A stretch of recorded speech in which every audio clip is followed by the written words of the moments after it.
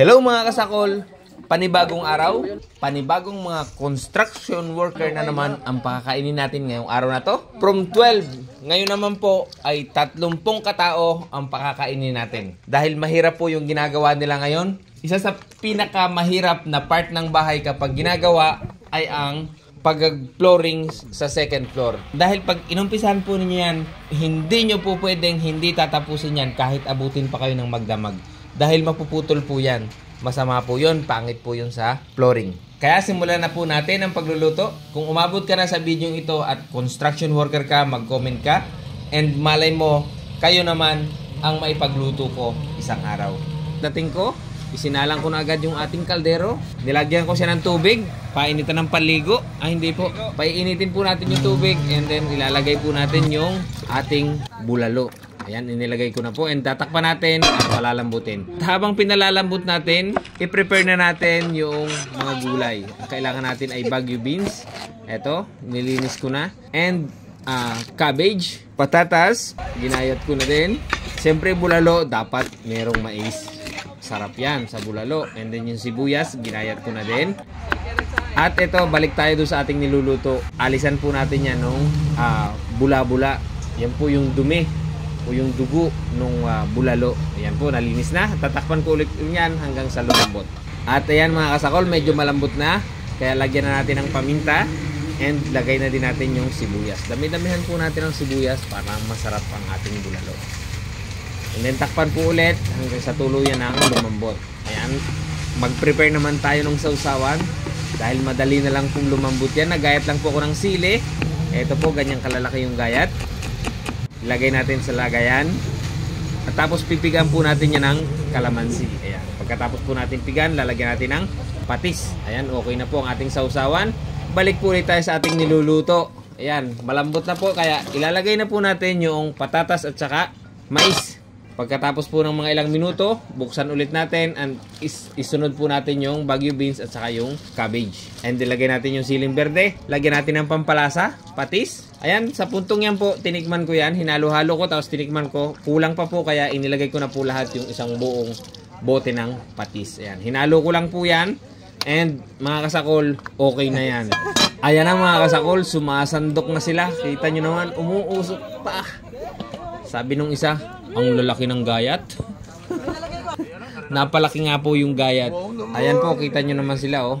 Tuwang-tuwa. Sarap na sarap sa ating niluto. Nakakagutom naman ang mga aring panoorin eh. Kumakalam na hong aking tiyan. Aba, paano ga? Ay sa, tayo naman ho, ang sasandok.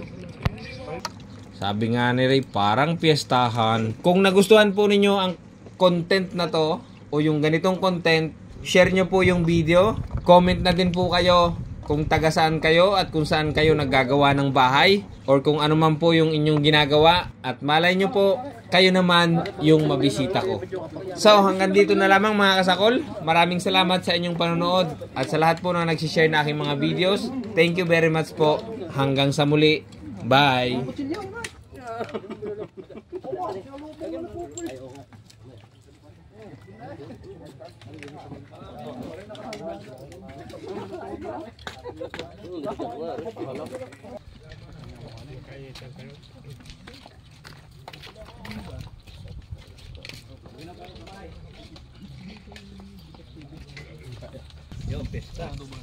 Happy Fiesta.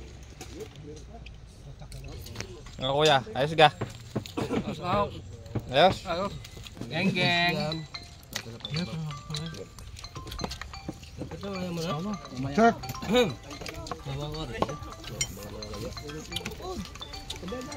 Hindi pala masarap yan. Silay. Saso? Hindi na napan. Boy, patabi. Boy, sabaw. Ay, sabaw. Yan, sa ilang mais yan.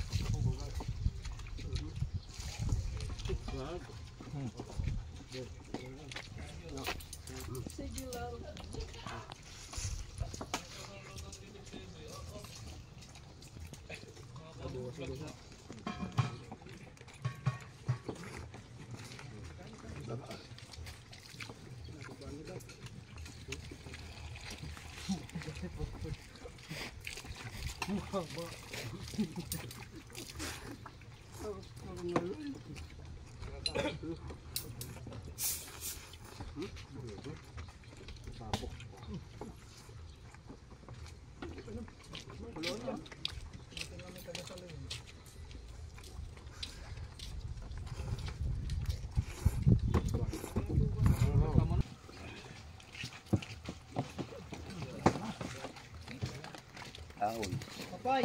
Tingin ang suka mo. Ayo.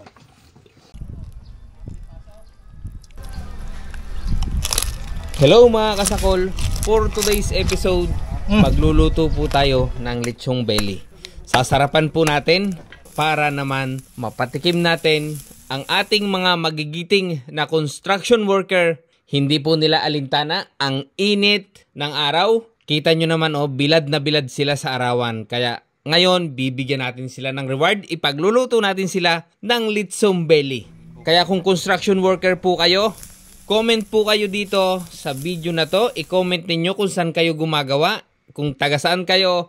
At malay po ninyo, isang araw kayo naman po ang mapuntahan ko at maipagluto ko. At ito na nga mga kasakol, hinugasan ko na yung belly.